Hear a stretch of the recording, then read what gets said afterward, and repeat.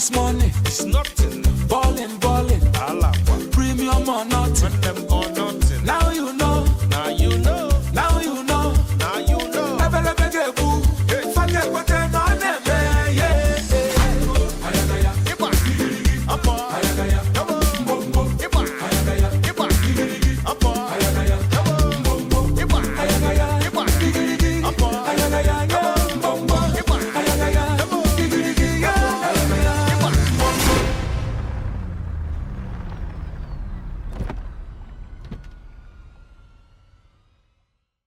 Welcome back, fam, to the couch. Hello. Welcome. We are here, and we get excited when we have guests on our couch. So we do have a guest on our couch. But before we get started, you guys know the script. You know how we usually ground ourselves before we get the conversation going. So let's get into our mindfulness stance. So, ladies, we're going to do something different for mindfulness. Okay. I'm going to ask that you pull up a picture of yourself. Doesn't matter. It could be a childhood picture. It could be a last picture you took. It could be a picture from an event. And give me a thumbs up when you have your picture. Okay. All right. We're going to start by taking 3 cleansing breaths. You don't have to close your eyes, but if you feel comfortable, you can. I want you to take a deep breath in. I want you to open your mouth to exhale. Your second inhale, just notice the sensation of your chest as you take a deep breath in. And I want you to exhale, blowing everything out and knowing how that feels to blow everything out. Inhale.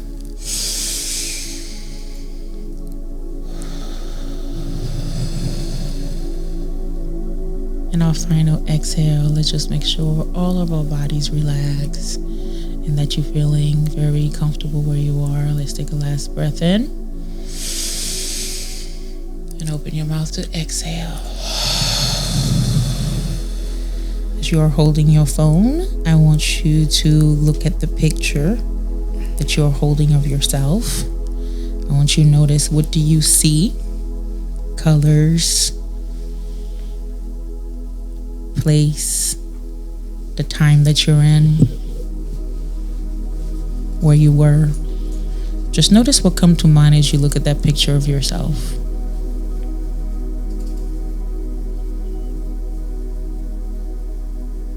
Notice any thoughts you may have, any judgments you notice. How does it feel to just look at you? The you as you are, the you as you were, the you that was in that moment, what that experience, what that thought was when you took that picture or that selfie.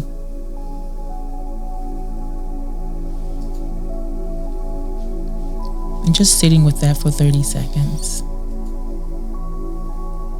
Notice how your body's responding. It could be a smile, it could be joy, it could be discomfort. Just notice what shows up for you by looking at that picture.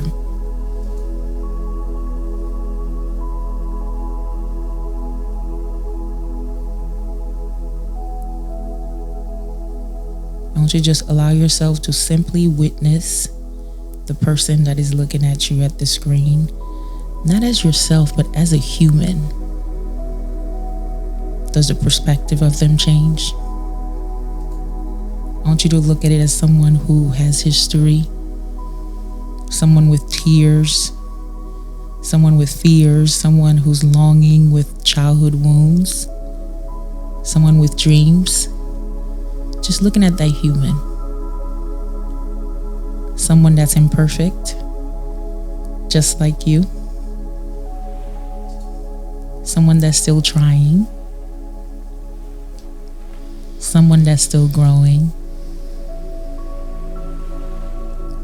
Just look at the human that is looking back at you. Is there empathy for them? Is there love for them? Are there doubts for them? Just looking at them as they are, just a human looking back at you. Is there hope? Is there anger? Is there tenderness? Is there fear? Just notice whatever arises as you look at the human in front of you. and allowing that to just settle in. How's your body responding to that human looking back at you? What sensation you feel? What tightness do you feel?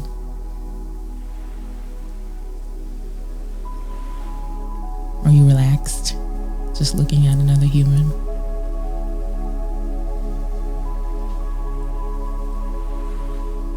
And what we're going to do is we're going to offer that human some love and kindness. You could silently say to that person that you're looking at, may they feel safe. May they feel seen. May they find their way back to themselves. May they keep pushing. And may they be at peace. And just pause for 30 seconds. And you could send any message to them. What would that message be that you want them to know?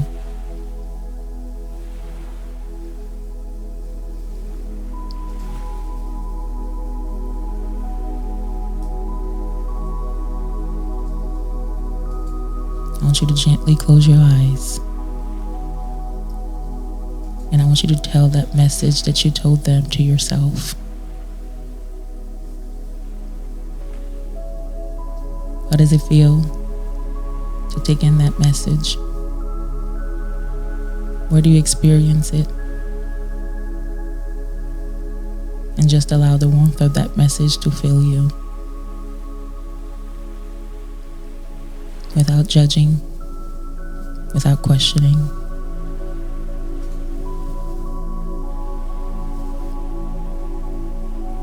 Whenever you're ready, take a deep breath and just come back to the room at your time. All right. So, how was it, lady? I enjoyed that. You enjoyed it? Okay. So what did you notice at first when you were looking at that picture? Did you want to share the picture that you chose? I mean, I could. Okay. I could, but I know when we first started the mindfulness, my heart was racing a little bit nervous. And then after the 3 breaths, I noticed myself calming down. Good deal. And then as I was looking at the picture, I kind of had the thoughts that I had when I first took the picture. And then I kind of deduced from there where it was like, because when I originally took this picture, I remember thinking like, oh, like I was so calm and comfortable. However, I was on my cycle at the time. So, you know, when you're on your cycle and you're just like, oh, I don't look as good as I usually do. I don't feel as good. Like I have acne and like just all these different things. And now that I'm looking at it removed, it's like, you are beautiful. Like you do have flaws. However, they don't stand out. They're not like the most jarring thing about you. So you noticed that. Yes. And then how was it to just look at you as a human and not as you? Yes, that was also another, I would say it's a real moment where it's like, a lot of times I feel hard on myself from within, and it's like no one else has to tell me from the outside.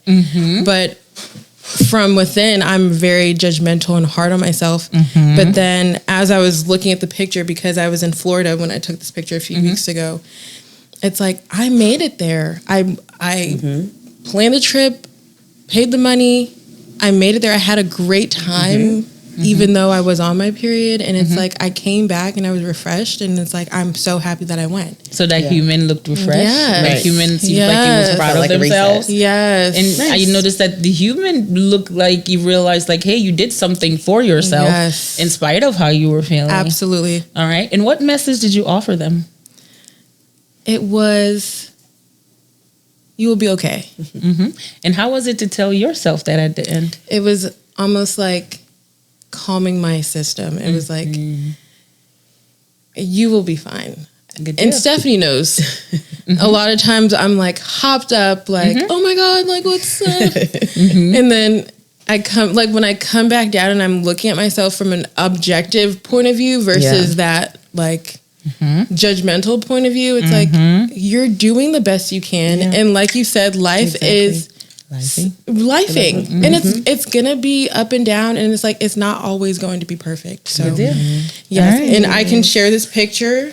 If you could do I don't know if anyone wants to see. Hey, good deal. She's looking refreshed. refreshed, very refreshed. I love the water behind her, by the way. The orange glow is nice. Good deal. Thank you, ma'am. Thank you for participating. Yeah, I can share. Go ahead, love. So I definitely kind of noticed myself in and out of the practice, just kind of like trying to settle. I kind of always feel that way when I maybe have a hard transition from when we record. So, so trying to slow myself down a little bit there, took a bit more time. So then that impacted me a little bit with getting into the rest of the practice and like being able to settle into the picture. But it did really feel good to offer myself those things. Yeah. And knowing that I've been offering myself that a lot recently. So I'm like, okay, yeah. Again, here we are. Okay. And how did it feel? What was the message that you sent to her? And what was at the end? So at the end, I was just, reassuring myself that you trust yourself. Yes. There you go.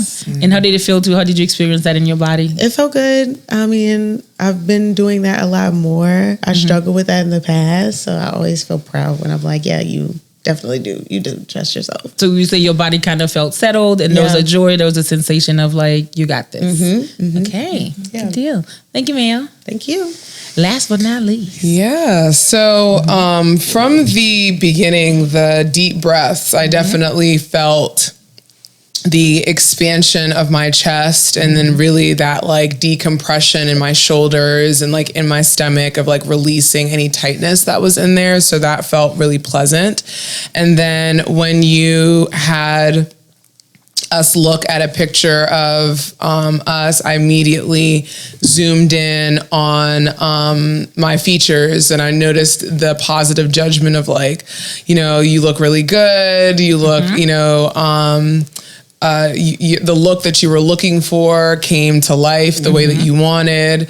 I noticed that there was some imperfections in my lipstick, but I noticed also like it wasn't a heavy criticism that showed up. I was like, oh, that really just like went with the look. And then when you were directing, like to think about like where you were and what was going on and what was happening, I was then starting to like open outside of just like me and looking at the different features. There wasn't really a lot of color. I was wearing black and the background was white. So there wasn't really much of a starkness, but I did find myself seeing different features in the picture that I hadn't noticed before. The way that I was leaning, there was like a small window where I could see like someone else behind me. And I found myself being curious about like what I could make out there.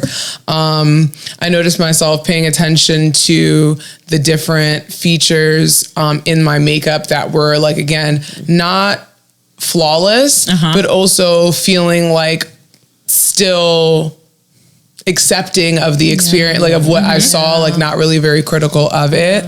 I did notice there was a out of subject moment where I was like, I wish Jay would slow down with the questions. I do know that. And then I was like, I wonder if that's part of the whole thing. And then I just like brought myself back into the experience. But I did notice every so often being like, wait, I just want to answer that question first before you moved on to the other question. But I didn't also take that on where I felt rushed. I just noticed that the thought was like, I just wish she would slow down. How did you, were you able to see yourself as just the human? That was interesting. I did like see myself,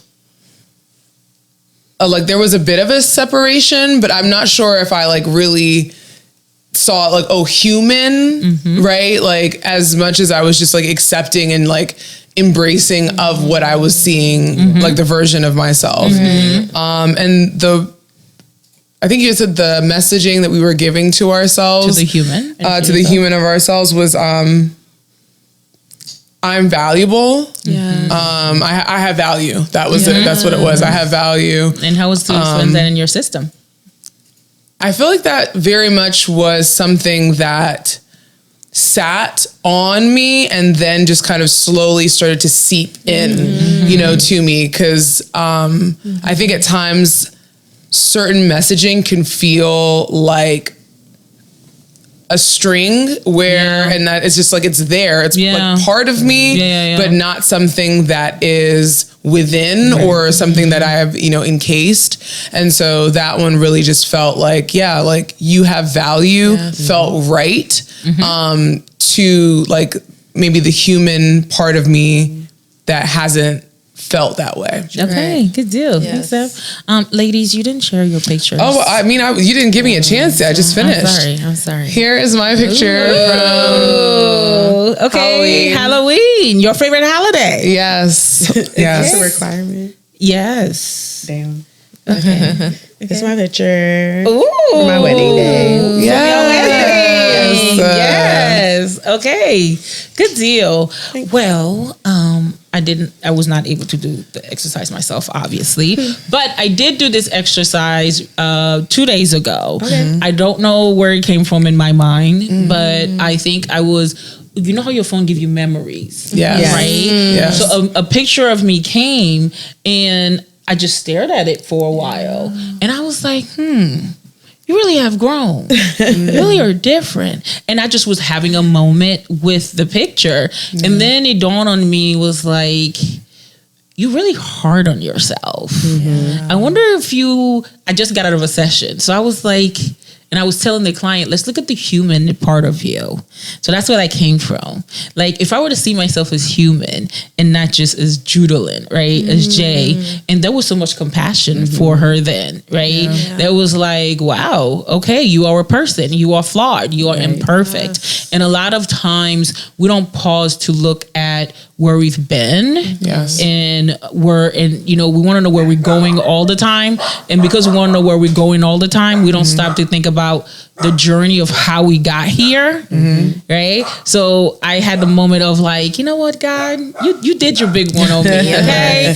So when I was like, I looked at it on Thursday when we were planning. I'm like, oh, it's my turn to do mindfulness. So that would be the practice. I tweaked it a little bit. That I would come, and yes, I was very intentional, because what I noticed that when I was asking different questions, I wanted to kind of, but I didn't want to harbor on all of that, and I just wanted to be like a picture going through a film, because we tend to intellectualize our experiences so much. True. I mean, see, of course, there's always a purpose. I found myself, even as you were talking, I felt an emergence of something just like in my chest. I wouldn't say it was warmth as much as it just felt like I resonated or just related to the words of like being hard on yourself and like really seeing that part of you and being proud of just like where you've come, or at least just the things that you've overcome, So that was beautiful. The message that I gave to myself, and I did repeat it, is healed. Yeah. Because I felt like that's the space that I'm in. Yeah. I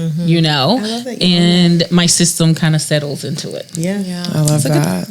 So we do have a guest on the couch, and we're gonna let Stephanie Anya. I know. Introduce our guest. Right. It doesn't happen. There's resemblance. Right. It doesn't happen too often where I get to introduce a guest onto our couch, but my sister is here, Renee Anya.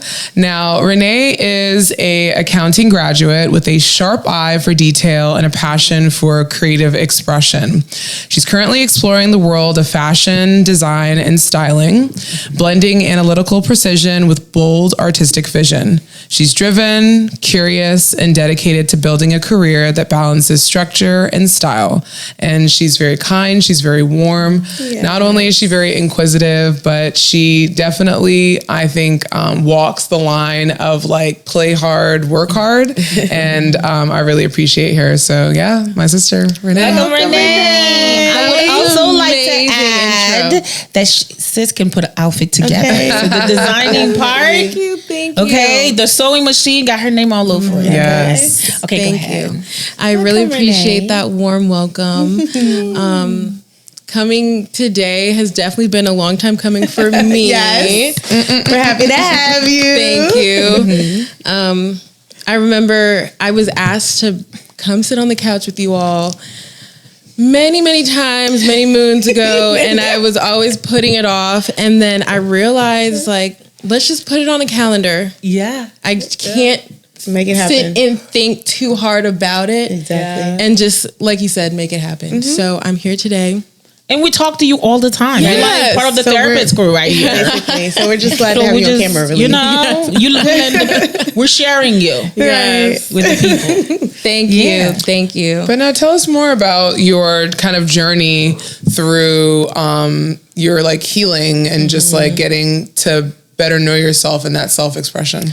So for me, I obviously started whenever Stephanie started learning, you know, and I say that because Stephanie was always trying to encourage me to think outside of what I was taught and born to think. And I remember being so like, girl, what are you talking about? Like, that's not right. Like, I don't think that way. yeah, so it's like, no, and it would be very uncomfortable, and I would feel very much just like, yeah, like, I don't know what she's talking about, but this is what I'm gonna do. And really, I would go into these patterns and like these ways of thinking and relationships with other people, friendships, romantic relationships. And I would be like, why does this stuff keep happening to me? Like what? And then also with my work, my relationship with work, that was something that definitely drove me to seek healing and just guidance. I was working at my previous job where I was working a lot of hours, and I realized I'm like, this is not really what I want to do. I don't have a passion for this. I see people who do have a passion for this, and I'm not resonating with them. And I started life coaching, which life coaching I think was a good starting point for me personally, because after she guided me to, you know, start exploring my own interest and like exploring what might align with me, I found myself wanting more of an in-depth, I wanted more in-depth guidance with my feelings and my reactions to things. So then I went through that course of, I want to say like a couple months of life coaching. And then I was busy at work again, so that I didn't really revisit any form of therapy or mental health counseling or anything like that. And then from there, I moved to a new job, which felt like a breath of fresh air. And it's like I almost had room to breathe. I had room to actually like think outside of myself, like outside of work. And that was a whole new turning point in my life. But then I moved to my new job where they offered Headspace. I don't know if you guys are familiar. Yes. And I had, I think like 8 free sessions with them. And then we had another telehealth provider that was like unlimited and free. So I did my 8 free sessions with Headspace. And I found out so much about myself. Like, I remember after the first session, I was like, 8 is not enough. Like, whoa, we need more. Yeah, we need more of this. And it was almost like, it was a way of me looking from a completely different perspective.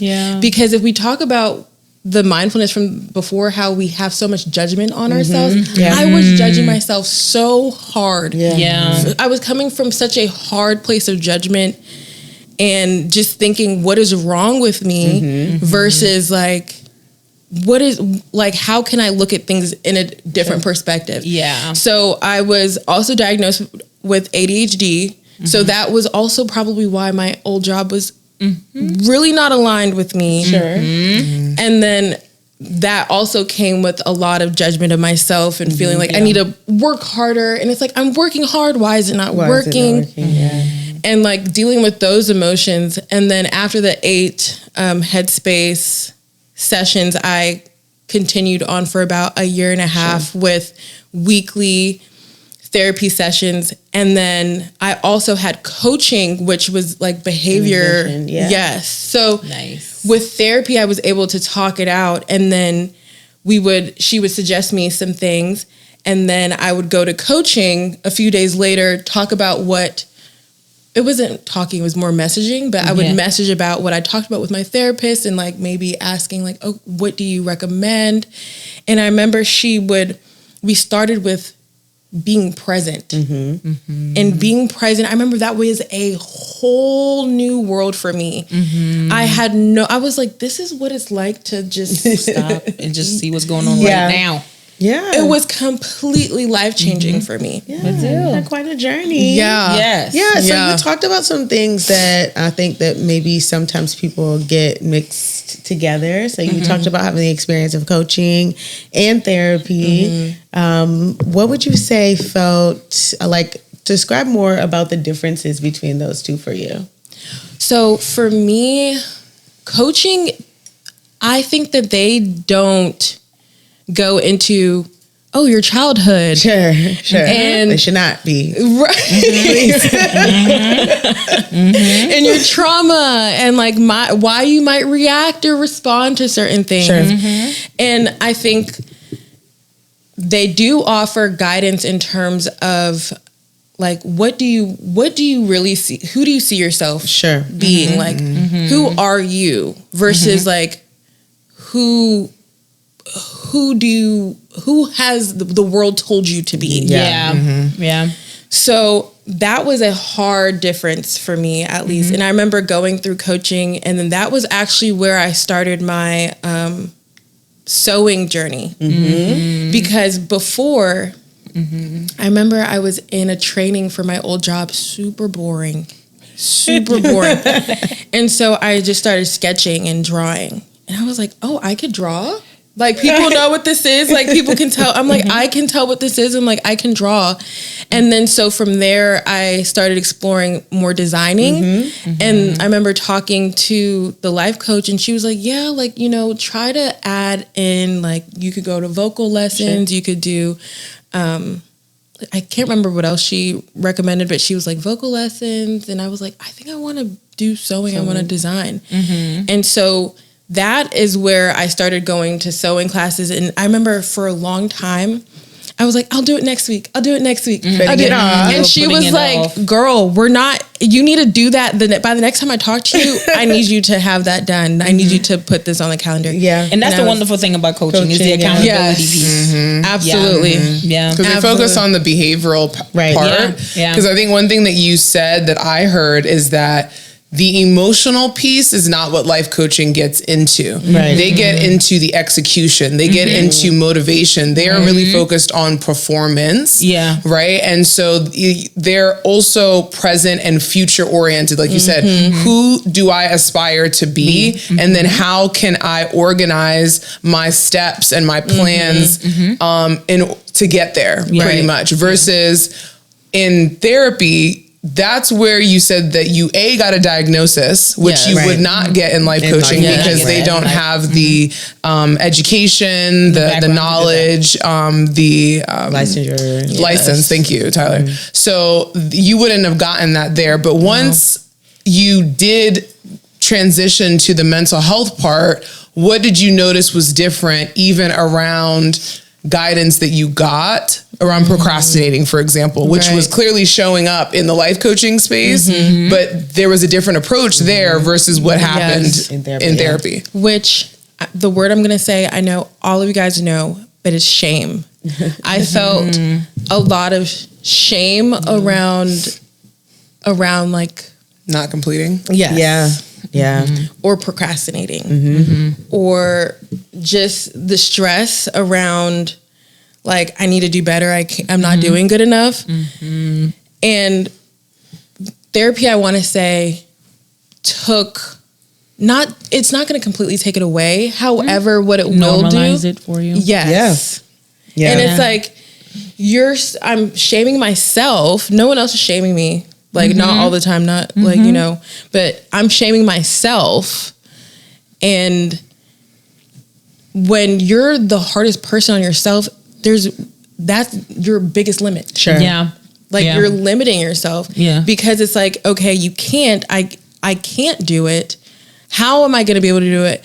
I have no idea. I have all of these other things. Right. That are outside of your control. Yes. Yeah. Yeah. Yeah, that's nice. Well, kudos for you, Renee, especially for your generation, for really Yes. like, even you didn't start with therapy right away. I didn't know if that was intentional or not intentional, but the thought you were like, you know, I could use some additional guidance. Right. I can't do this for myself. And the fact that you did the research and went and got the coaching. And then as your healing kept going, you know, like, I need to do a little bit deeper work. Yeah. And the fact that you're like, you know what, let me take advantage of this. Yeah. And the fact that good job for leaving your old job. Thank you.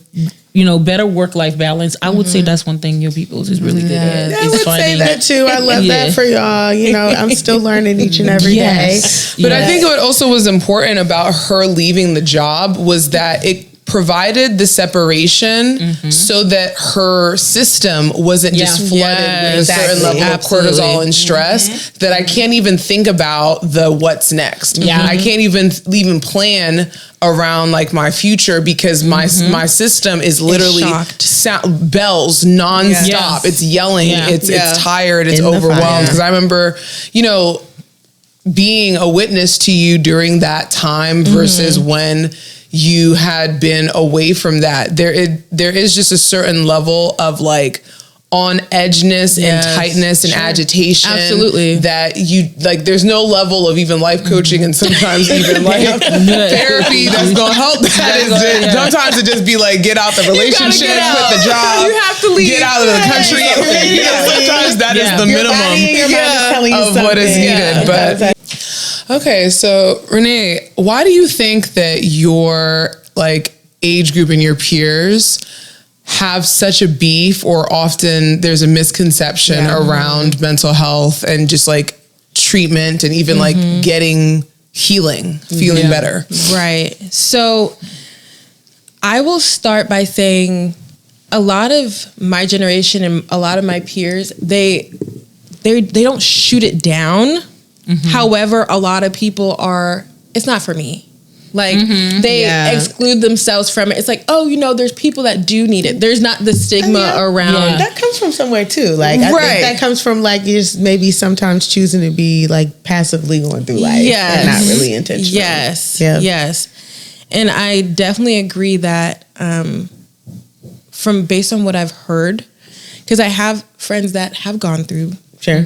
And then they are still discovering themselves. And I also have friends who are like, no, I'm not crazy. They're gonna send me to the loony bin. Like they have these misconceptions that I think might have been put onto us by the media. Sure. Like in terms of the straight jacket and like Sure, just their misinterpretation of what misinterpretation psychiatric care and therapy exactly. would look like. And I want to say one more thing. This was actually one of my first up close and personal experiences with someone needing mental health, because when I was at Towson, one of my friends at the time, I was a freshman, very new, a few months into college, she had to check herself into Shepherd Pratt, which is a mental health facility. And I remember thinking like, oh my gosh, like what she seemed fine. And I think a lot of people are also like, I'm not damaged enough to have to seek mental health. Yeah.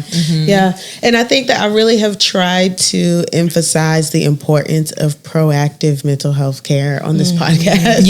Right? It is so important to start taking care of yourself before the thing happens. And I think that coaching can be a great gateway for that. Therapy can be a nice gateway for that. Just having an understanding of where you are and like making sure that you're in alignment. Right. Well, you know, a couple of things. First of all, Renee brought this topic to us, so kudos to you. And I appreciate the fact that your generation, Renee, you are in your 20s, so the people know. Correct? Okay. Right. So we've got some age differences. Right. Here. So I think for your generation, you correct me if I'm wrong, for them, it's a couple things. I think the first thing is the fact that they feel like if they're functioning like they got it, to them, Sure. people who don't have it are people who are like suicidal. They're not well. They're depressed. Yes. So for them, when they're like, oh, okay, I'm all about people, their self-care. They don't think about the fact that, well, I'm popular. I'm going out. I'm doing what I'm supposed to do. A lot of I high finished school. functioning. I'm making the Right. points. I'm traveling. Functioning. Yes. However, though, I have a hard time falling asleep. I'm always constantly worried Oh about my whether or gosh. not my friends like me, if Yeah. I'm going to be successful. Oh, I have a test. I have a performance. Am I going to be able to do all of these things? Yes. People don't see that as emotional strain. Right. Don't. Right? You can't see it. You can't physically So see they're it. like, Right. it doesn't exist. And Yeah. so there is this misconception of that you need to be at rock bottom, Yeah. empty cup to then be damaged Yeah. enough. I love the way that you said that, Yeah. to then be in therapy. Like we look Right. at it as like, well, my cup isn't fully empty versus why am I waiting for my cup to Right. be empty Yeah. for me Right. to replenish it, right? Like, Right. But also look at the fact that don't they have therapy at their disposal? I was gonna say too, like I think Isn't this I've therapy? also felt like people use other things for things that would maybe be better suited for the therapeutic space, Right. and that takes up room. It takes up energy.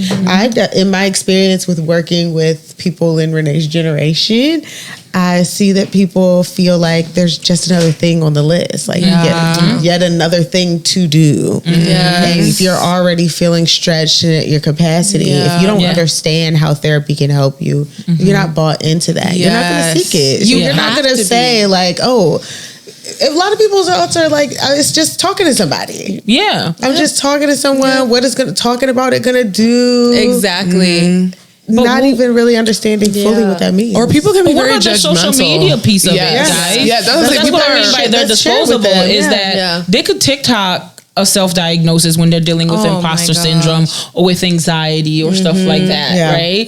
They can, we talked about AI and how people are using all these different Yes. mediums So, to Yes. seek guidance. But I think also though another thing that you're saying is people feel like therapy, and I don't know if this is solely in your generation or in your peer group, they feel like therapy is supposed to fix everything. So it's I don't only think that it's just like,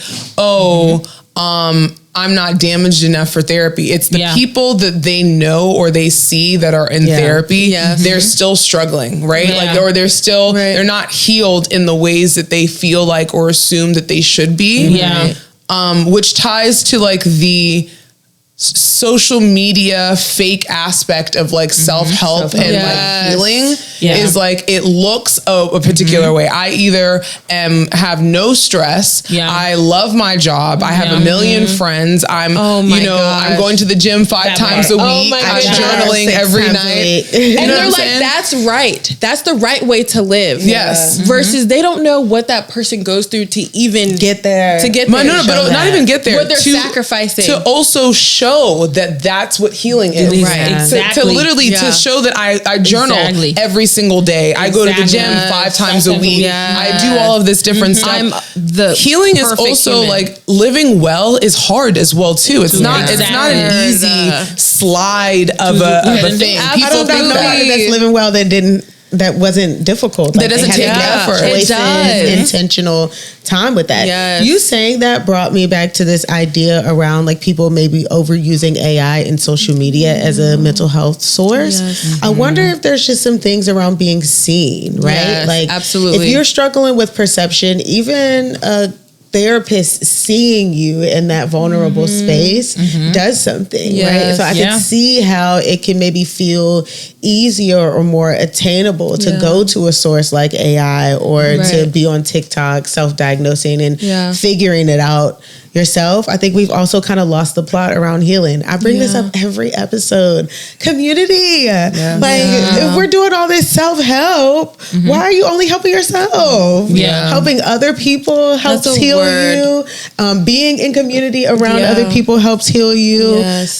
Being able to lean on and be able to feel like you can have the support of other people can heal you. So there's That like is true. But that's not Pinterest board ready. You can't show that not on a what- Pinterest. Like, sorry, that's not cute, and I can't make that into a reel that is a minute long. I can't make that into a cute little collage of pictures that then And is that's lucrative. in an organic way too. Correct. Because what people do like to do on social media is curate the vibe and show, hey guys, look at what me and all my 10,000 friends, we put on this hosted party. The self-help retreat. Yes. And it's like, look at all my beautiful, aesthetically pleasing friends, and we're all in our beautiful, aesthetically pleasing outfits. And it's like, oh, I don't have that.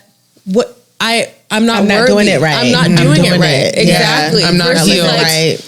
Versus community can be like just saying hi to a neighbor when you leave. Literally. Or like, just having that conversation with someone you see every day while you're passing by. Like that type of stuff, for me at least, it energizes me. It does. Like after I've like had a successful work day and I've talked to people at work, I'm like, that was pretty nice. Yeah. It was pretty nice. Right. That's a nice experience. Yes. But I think that another thing, Tyler, that you brought up about like how healing not only has to look a particular way, I think it also needs to be corroborated by other people as well too. Like almost like other people also needs to feel like you're healing in a particular Can you way see for this? it Can to you see feel. this? But I think that's all a part of the performance and like the time we live in, just being so driven by what things look like and not actually how things are. Yeah. Like, Right. Yeah. But something that's coming to mind is a sense of hyper independence,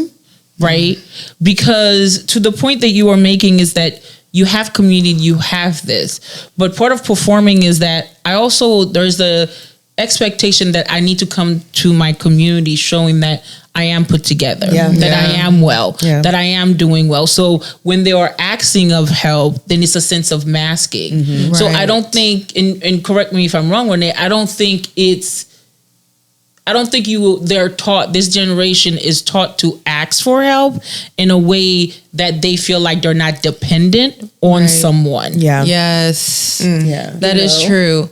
And I'll notice that in the way no one will directly ask, but then they will put in your face like, oh, well, I have this and this and Like this a passive and this. thoughts, like passive aggressive, and then almost communicating. give you the plate so that you could serve it up to them and be like, Yeah. oh, do you, Choice for right, them. Yeah. right. Which then goes People back come that to, way. oh, sorry. I was you gonna go. say, people come into therapy in that. You space. you literally took the words right out of my mouth. Yes, they come into therapy in that space where they're like, okay, therapist lady, I've been waiting so long to tell people all my stories and how everything has been wrong Yeah. and this is what I've got. Yep. Now tell me what I can do about Yep. it. And hurry up. Is it going to work this week? But it's also a fast speed to be fixed. Yes. Right? Yeah. I learned that when I work with my generation age group who are in their 20s, it's like, okay, how long is this going to take? Yeah. Right. Because Let me take the accelerated course. There is no Healing. accelerated course. Yes, they're like,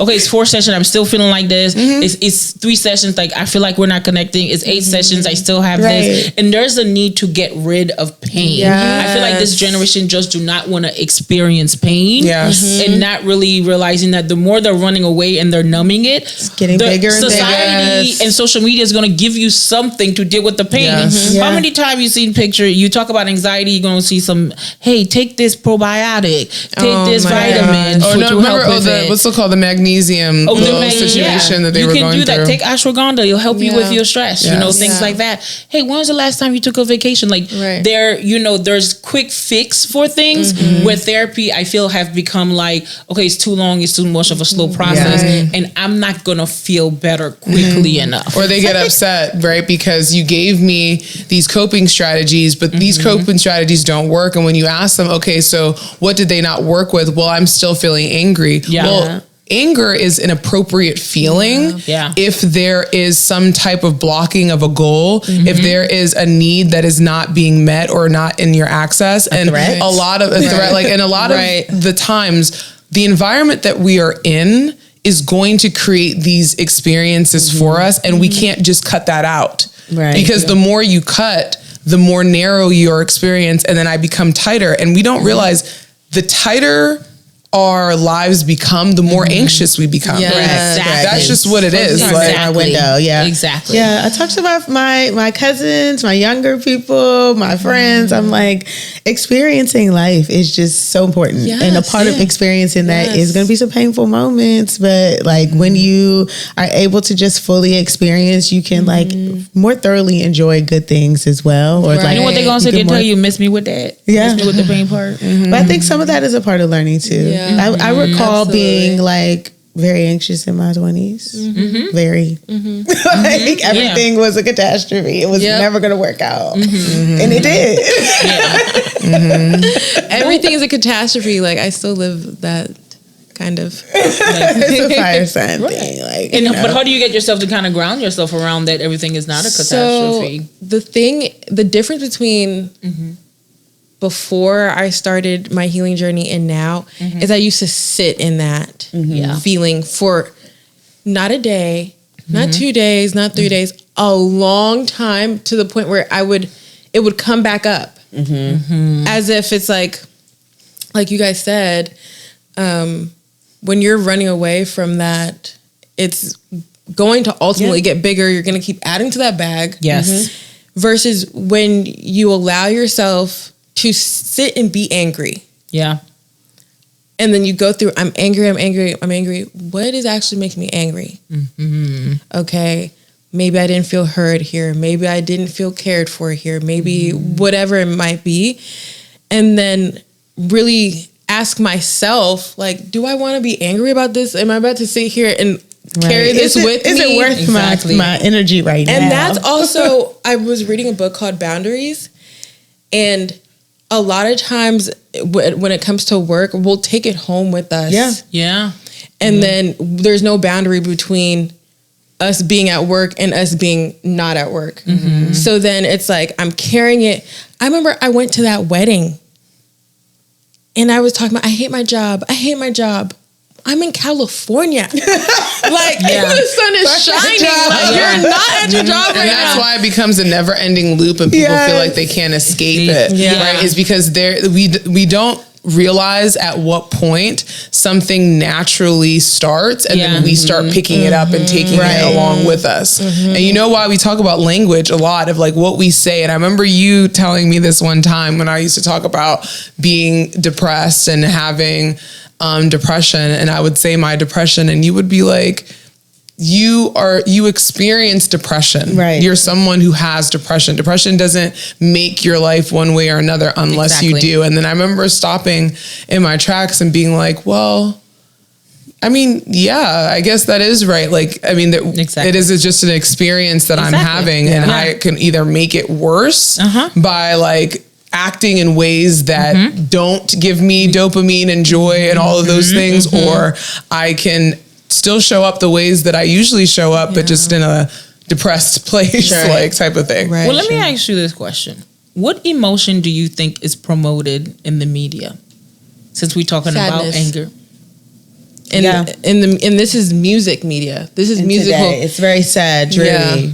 Dreary. Yeah. And it's sadness, but what is the action that is taken to actually deal with the sadness? What is promoted? Isolation, drugs, avoidance. Right, avoidance, escape. Yes. Even the replaying of the sad songs over and over again to make yourself sadder. And like, I think that's okay for a certain up to a certain extent, but then it's that definitely brought up a funny ass middle school.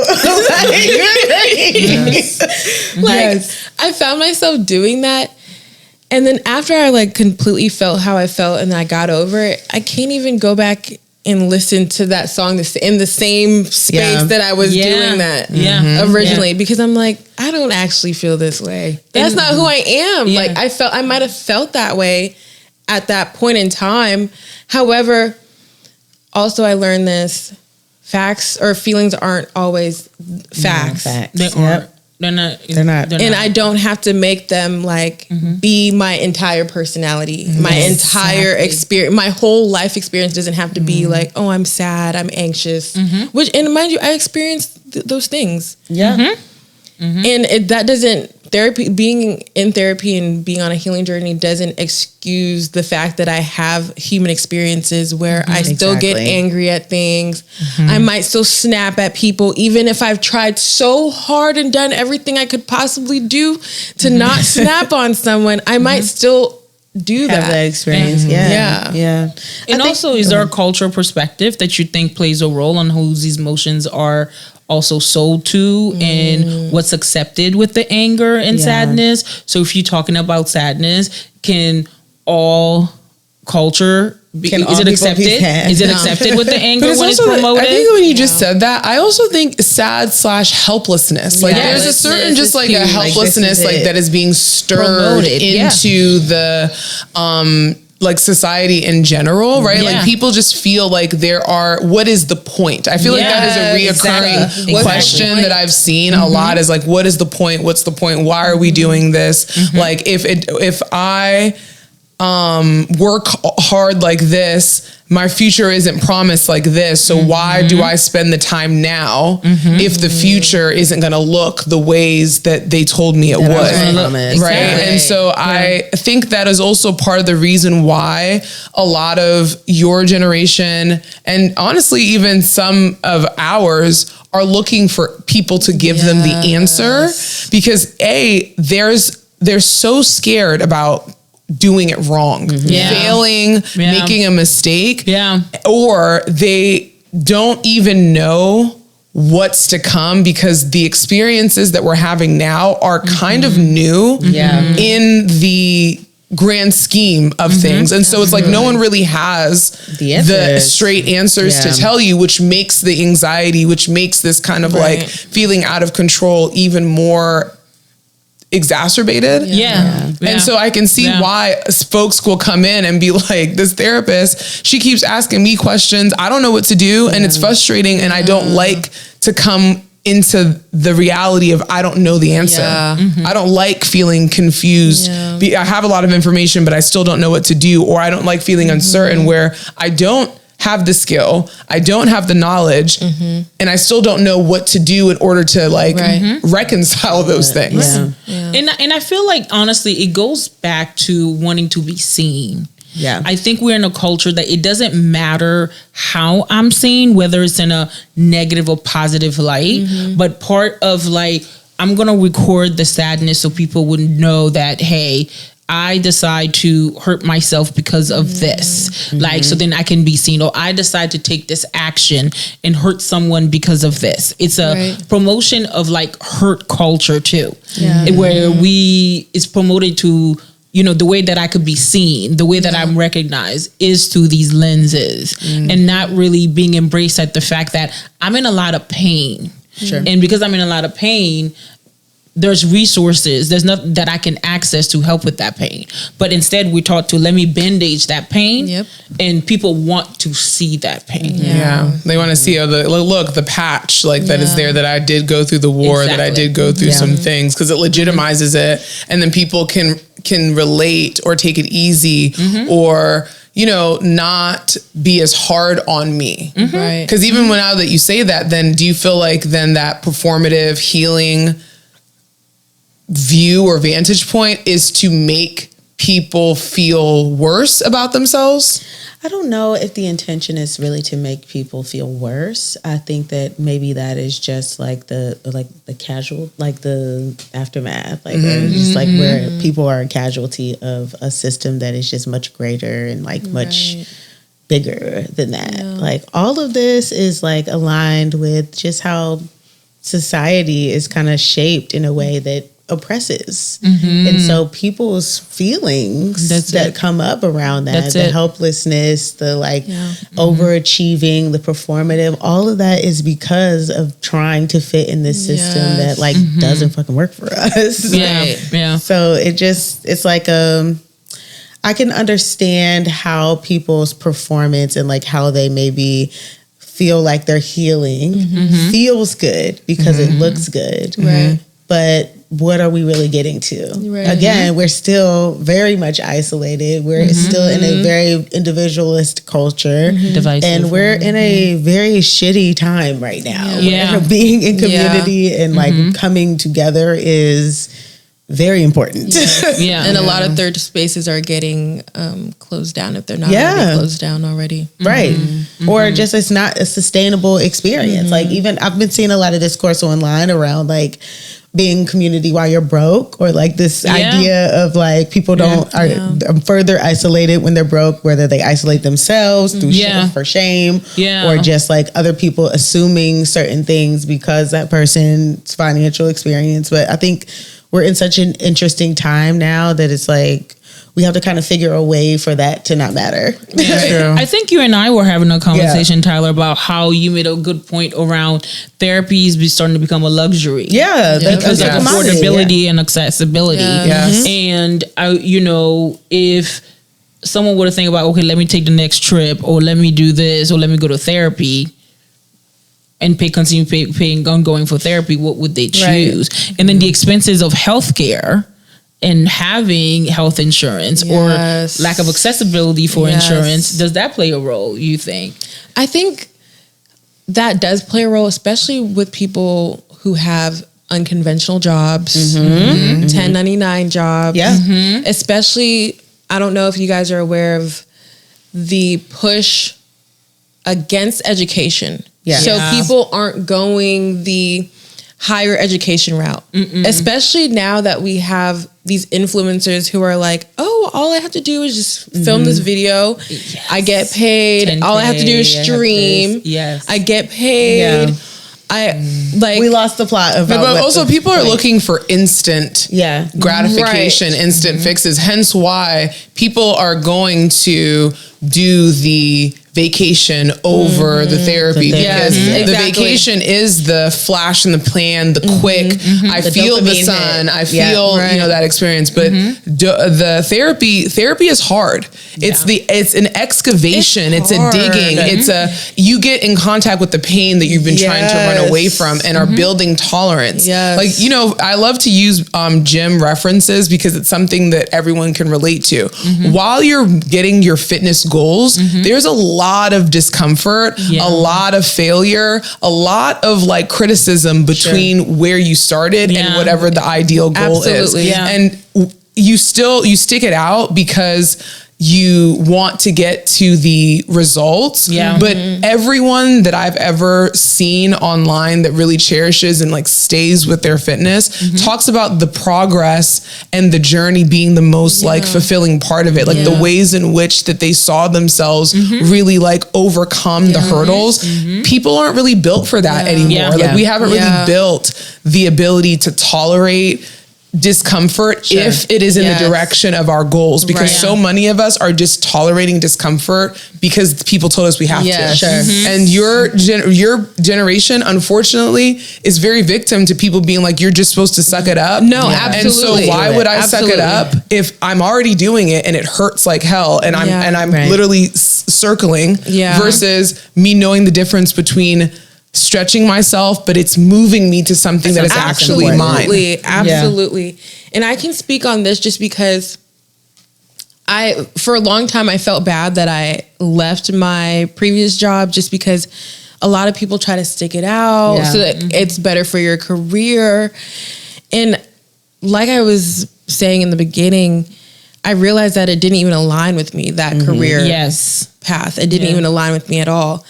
However, once I had picked up sewing, it's challenging. It's tedious. Accounting is also challenging and tedious. So you start to do it as a parallel. Yes. However, it's like it was purposeful. Right. It was extremely purposeful. Yeah. And once I found myself pushing past challenges, like getting through things that would normally be a meltdown, but I don't have time for a meltdown right now. I actually have to figure out how to fix my sewing machine so I can finish this and then start on the next thing.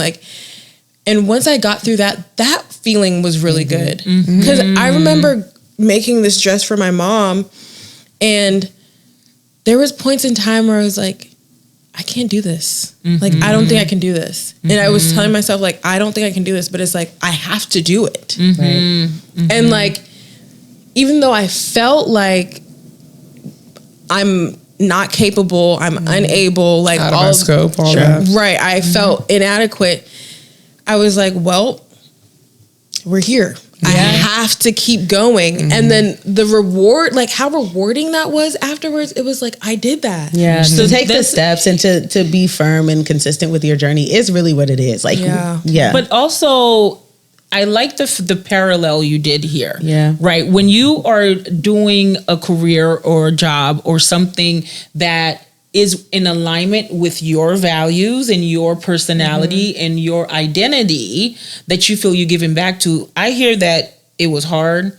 I'm going to go through some hard times. It's going to be difficult. But the difficulty you faced in a job that wasn't for you, that wasn't in alignment with your values, was more dreadful. Where this, though it was still challenging, you still find it like, it's worth going through the process. I can push through. You put the same energy, but the ending didn't feel like, okay, now it's time for me to take a break from your last job. Now I'm escaping. Compared to now, compared to when you finish, you like, oh, bet. Yeah. I did that. I just unlocked a this new, was great. like something new within myself. Yeah. And I think that's what it's about. It's about the fact that life is life is lifing out here. It is. And what we, part of finding who you are is that normalizing the fact that you're going to go through some shit. Nobody goes through life and not go through shit, not go through feeling like crap and not go through that challenging part.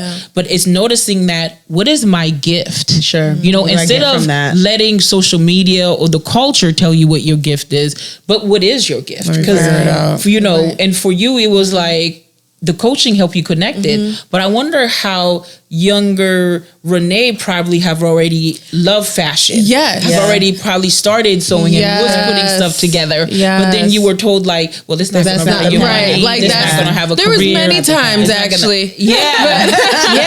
Whenever I thought back, I was like, there was something I drew when I was maybe second grade, third, fourth grade, and it was like, wow, this is really good. But then that was the last I heard of it. It wasn't like, it wasn't like, oh, like do it again, or like there was no like fostering of that. And I think I obviously had resentment about it, and it was just like, why not? Why? But then it's like, that's spending a lot of energy on something that's out of my control. That's already passed. And ultimately what I can do now today is look within myself versus looking outside at what everyone did wrong to me and why I'm the victim and why this person is whoever they are. But it's like, I have to start to center not myself just in a like selfish way, but centering like my thoughts and like who I'm meant to be versus like I my said, identity and the things that I'm sure in. But I think that's a good quick question. One quick question. For you, how much do you, when Tyler was talking about support and when Tyler was talking about the community support part, how much of it do you think in the home should come from that support? As how we much getting do towards, I think? Yeah, because I'm hearing that if it was fostered to do more of that picture, as we're talking about wrapping up, talking about the support part of it, is that how much you think is missing now, even for your generation, like that parental or family or home support, if that was fostered, do you think that would have? I honestly think when you have support, like a community to lift you up after you've broken your own self down, that's huge. Because I remember with that same example I was just talking about, where I was like, I can't do it. I remember my grandma was like, oh, Renee, you could do it. I remember my sister was like, you could do it. My mom was a little anxious sometimes, but she ultimately was like, you could do it.